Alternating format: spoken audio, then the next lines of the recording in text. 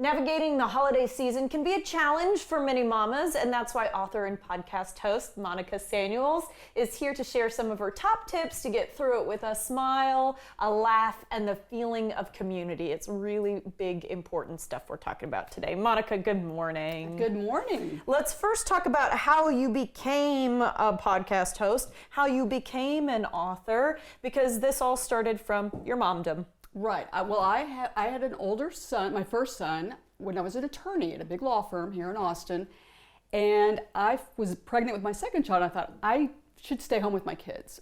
So being me, I stayed home with my kids, but then I immediately thought, I should write a book about this. I should be doing something. So like you're not doing that's enough. Right. Mm-hmm. So J.C. Conklin, who at the time was a Wall Street Journal reporter, and I wrote a book called Comeback Moms, which is a book that's to help women navigate taking a little bit of time off or working part-time and staying plugged in so they could go back to work later. So we wrote this book together, and a few years later I was approached about doing a podcast, and we did a podcast. Originally it was about that book, but I was also with my four other friends, it was 5 of us, at St. Andrews, where our kids went to school and were in the same grade, and we'd become really close friends. So I would use them on the show as my Zoomer moms, as we call them on the show. Mm-hmm. And my producer said, your friends are really, really good. And I said, why don't we change the show a little bit and make it more about women's friendships? Aww. Because we now travel together. Mm-hmm. We have our own group chat where we send each other funny stories. And, when sad things happen, one of the moms got divorced, we've had some illnesses, we're together, there for each other. Now, 2 of them, one mom, her son is dating the other one's daughter. Oh. We're thinking they're going to get married, but if that doesn't happen, I hope we can keep the mom friendship together. But I think we can. We're pretty solid now. Keep the gal group together. But that's how it started. Yeah, that's crazy. And I want to go back to the book for a minute if we can, because yes, to your point, high-powered and you're very smart. And there are statistics out there that when women take time out of the workplace, that really our personal economy never really recovers. And so can you at least tell me some of the things that you covered in that book for moms who were, halfway participating in the workplace? I think that the biggest thing we shared with them is stay connected. Yeah. Don't just retreat to complete mom world, which, some moms do. I kind of did too. There's a part in the book called CEO Mom Syndrome where, I decided I'm not going to be a partner at a law firm, but now my 2-year-old will be someday, so I'm going to throw myself into school. And you don't want to totally throw yourself into that world. Mm-hmm. Stay connected to the people you used to work with. Stay a member of, I'm an attorney, the CLE classes. Stay engaged, mm-hmm. so that when you do decide to go back to work, you have a network to turn to. Yeah. And they're just not out of the blue saying, I decided I want to go back to work. Because that's when a lot of women, they don't really return, or they return to something that wasn't where they would have been or where they could have been if they'd continued in the workforce. Mm-hmm. And to be honest, you're not going to be at the same level that you would have been if you just kept working. But sure. It's also hard to be a great mom and, in my case, a great attorney. Yeah. It's the balance. Those are 2 things that you either throw yourself in completely, one or the other.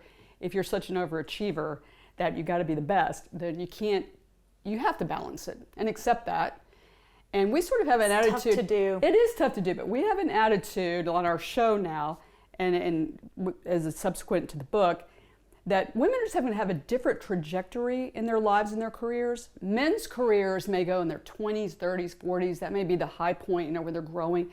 We learn so much as moms. We multitask. We do so much, mm-hmm. that we learn so much. We're so valuable when we're in our 40s, 50s, 60s that we just may be at a place where that's our big moment in the career world, is when we've had our kids. Our kids are grown to a point where they can manage themselves, which I've learned now as my children are older.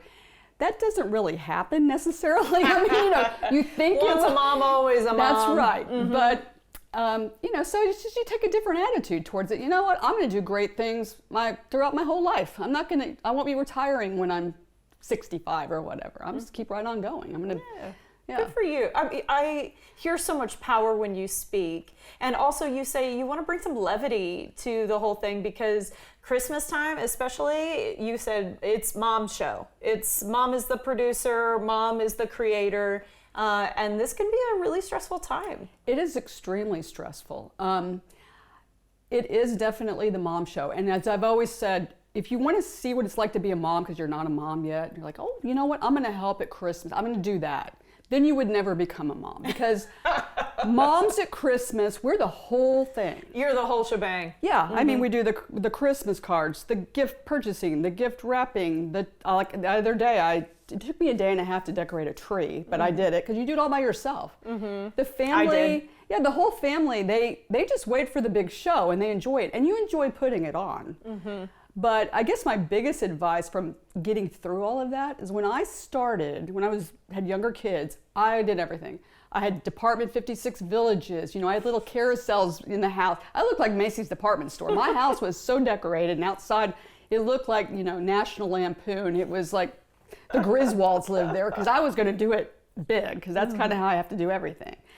But I was just working and working and working. And the worst part is January, because who wants to help you clean that up and put it away? No one. Yeah, you don't even want to do it. So you're doing everything. So I would say create a balance for yourself where you're enjoying it and your family can still enjoy it. Yeah. And they're still going to enjoy it, even if you don't go crazy and do all that stuff.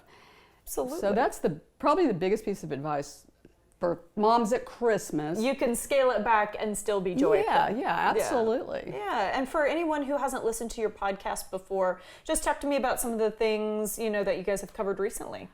We cover all kinds of subjects. We talk to celebrities. So we just recently interviewed Jodie Sweetin was on our show. Oh, lovely. Yeah, we've had Carney Wilson. We had Taylor Dane on our show, which was kind of interesting because our kids graduated in 2020 during the pandemic. Her twins did the same thing. And the show turned into be more like a therapy session between moms and not, oh wow, we're interviewing this famous singer. But we've also covered different subjects like menopause is big. I mean, I think menopause is having its moment with Leanne Morgan being so big and so many celebrities. We talk about that. We talk about taking care of your elderly parents. We talk about getting your kid into a great college without going to jail, which is a big thing. That's become something too. So we cover everything. Run the gamut. That's right. Okay, all right. We'll have to leave it there. But thank you so much for sharing some of your community today. I hope more people plug in. Yeah, thank you. Appreciate I hope it. All right. For more information, visit InsideTheMomsClub.com or follow Monica on social media at Inside the Moms Club.